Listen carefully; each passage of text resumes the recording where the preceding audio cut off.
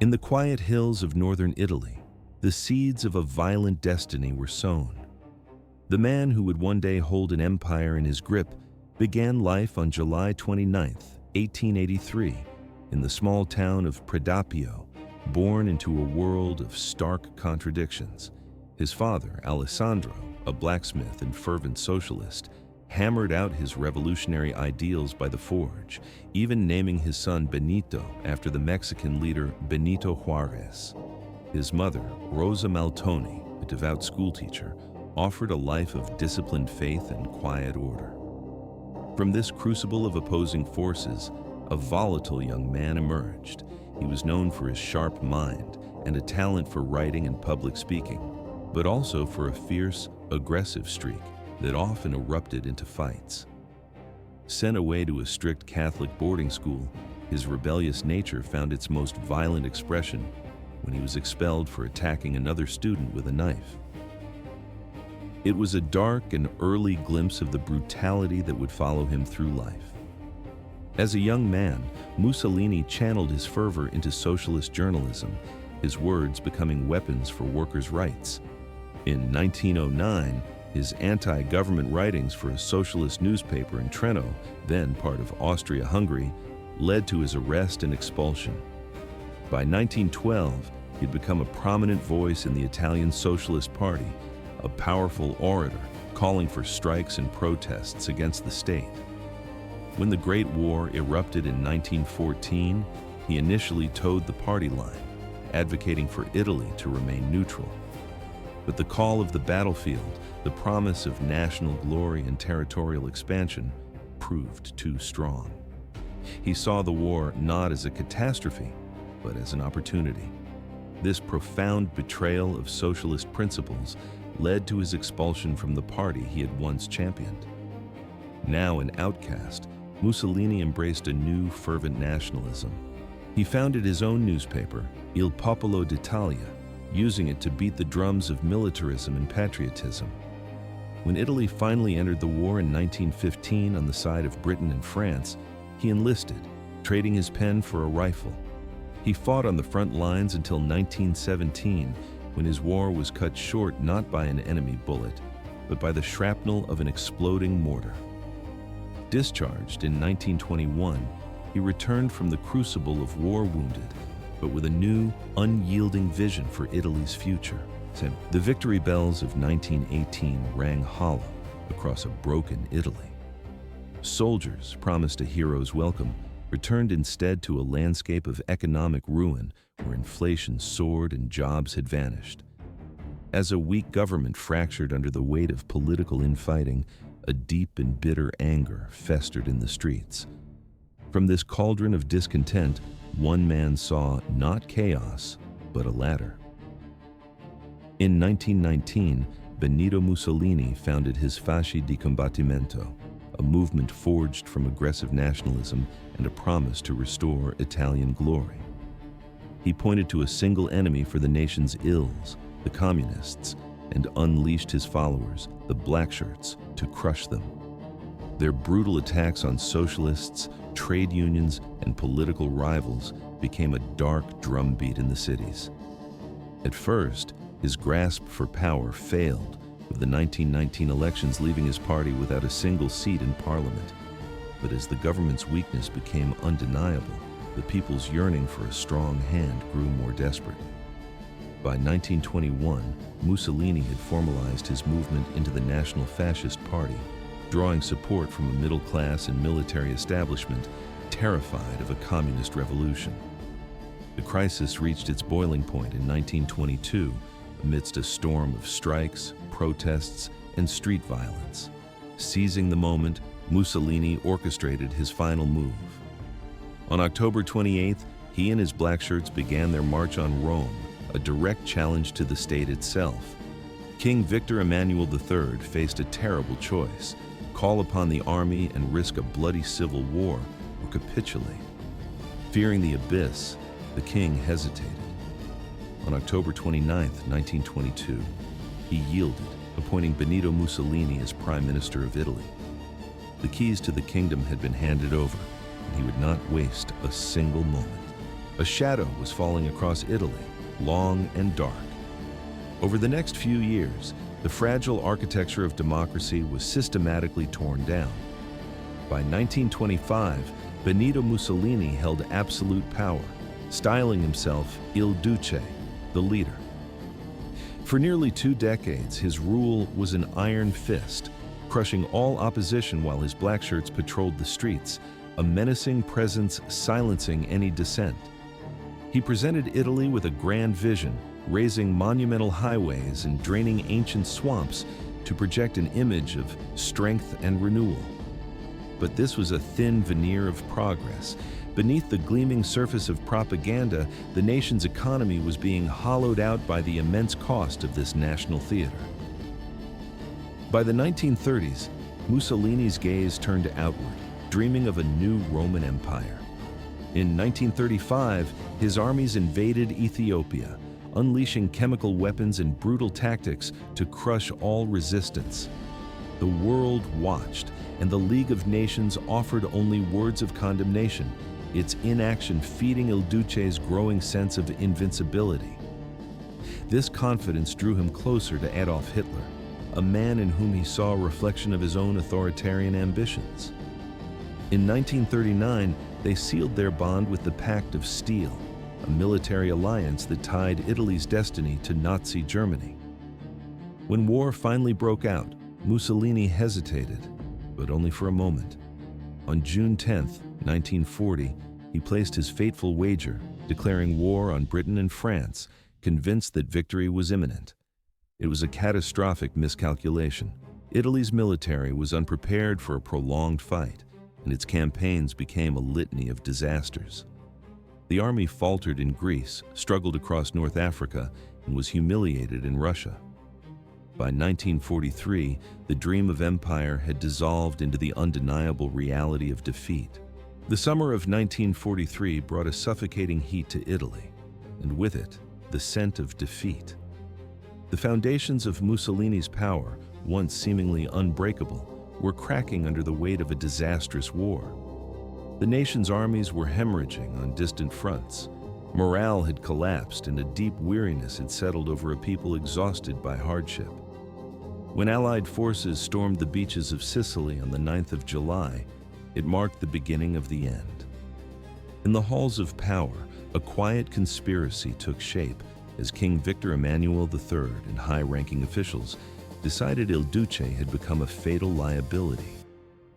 During a secret meeting of the Fascist Grand Council on July 24th, a vote was cast on Mussolini's leadership, and the result was a stunning betrayal. The next day, Mussolini was summoned to the royal palace in Rome, where the king delivered the final blow. He was dismissed, and Marshal Pietro Badoglio would now lead the nation. The moment Mussolini stepped back into the daylight, he was a prisoner, arrested, and hurried away. Fearing a loyalist uprising, the new government moved him between secret locations, finally imprisoning him at the Hotel Campo Imperatore, a remote fortress of isolation high in the Gran Sasso Mountains. With Mussolini neutralized, Italy's course shifted dramatically. On September 8, 1943, the government signed an armistice, surrendering to the Allies. Italian troops abandoned the fight, many turning their weapons against their former German comrades. But in Berlin, Adolf Hitler refused to let his fellow dictator fall. On September 12th, German paratroopers launched Operation Oak, a breathtakingly daring rescue. Gliders descended silently upon the mountain peak, the commandos overwhelming the guards without firing a single shot. They spirited Mussolini away, and Hitler installed him as the leader of a new puppet state in northern Italy, the Italian Social Republic. But this was a hollow victory. The man who once commanded legions was now a mere shadow, a leader in name only, his fate already sealed. A shadow fell across northern Italy in the final days of April 1945. The air itself seemed to vibrate with the thunder of Allied advances and the silence of German retreat, a world order collapsing under its own immense weight. For Benito Mussolini, the regime he had forged in fire and rhetoric was dissolving into chaos. His German allies were preparing for their own surrender, and the Italian partisan resistance was closing in from every direction, liberating towns once sworn to his fascist cause. His supporters had vanished, leaving him without an army, without power, and without a safe place to hide. The war, for him, was over. On the 25th of April, he arrived in Milan, intending to orchestrate one final defiant stand. But the city met him not with loyal soldiers, but with open rebellion as partisans seized control of the streets. An offer of mediated surrender arrived from Cardinal Schuster, the Archbishop of Milan, leading to a tense meeting with resistance leaders. Still, Mussolini refused to accept defeat, clinging to the fading hope of escape and revival. With Milan no longer tenable, Mussolini and a handful of his remaining loyalists fled the city, their cars speeding north toward the town of Como. There was no strategy, only a desperate flight from the inevitable. The roads to Germany were a death trap, so he fixed his sights on the neutral sanctuary of Switzerland. By his side remained his devoted mistress, Clara Petacci, who refused to abandon him to his fate. Along with a few German officers and fascist officials, they formed a small, hunted party. To evade capture, Mussolini shed his identity, pulling on the gray overcoat and helmet of a German Luftwaffe soldier, a dictator reduced to a common grunt, hoping to become invisible. They joined a retreating German convoy, a mix of SS troops and other fleeing fascists, winding its way along the scenic shores of Lake Como. The plan was dangerously simple: hide in plain sight among the German soldiers, navigate the partisan checkpoints, and slip across the Swiss border to safety. But the road to freedom was watched by many eyes. The night of April 27, 1945, fell cold and heavy along the western shore of Lake Como. Here, in the small town of Dongo, the air was thick with the tension of a collapsing regime, as local partisans remained on high alert for fleeing fascists. The roadblock was manned by men of the 57th Garibaldi Brigade, a hardened unit of communist resistance fighters. Under the command of Pier Luigi Bellini dalla Stella and Urbano Lazzaro, they were determined to prevent any high-ranking officials from slipping through their net. When Mussolini's convoy rumbled into view, the partisans blocked its path, their demands sharp and clear. The weary German soldiers, seeing the futility of one last fight, quickly surrendered their weapons and allowed the search to begin. As the partisans moved from vehicle to vehicle, they began to unearth the convoy's human cargo. One by one, Italian fascists attempting to flee in the German column were pulled into the night air, their faces pale under the lanterns. Government ministers and military officers were identified, their desperate escape brought to an abrupt end. Inside one truck, a figure remained silent, hoping to dissolve into the shadows. But partisan commander Urbano Lazzaro's eye caught something amiss. A short, stocky man huddled in a German greatcoat, his face drawn and familiar. Lazzaro would later recall the look on the man's face, a mask of exhaustion, fear, and utter defeat. The partisans ordered him out of the truck, and he obeyed without a word. When his helmet was removed, followed by the heavy coat, there was no longer any doubt. The defiant dictator of years past offered no resistance as he was taken to a nearby farmhouse in Bonzanigo and placed under guard. A fierce debate immediately erupted among his captors. Some argued for delivering him to the Allies, but a stronger voice called for a more immediate resolution. Mussolini was now a prisoner of the Italian people, and the people were demanding their justice. A cold, overcast sky hung low over northern Italy, the air heavy with the final bitter days of the war.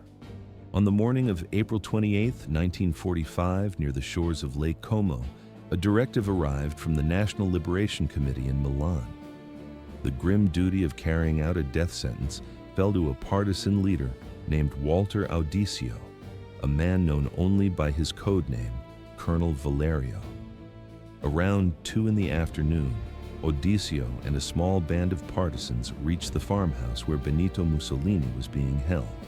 He and his mistress, Claretta Petacci, were hurried into a red Alfa Romeo for a short, tense journey to the quiet village of Giulino di Mezzagra.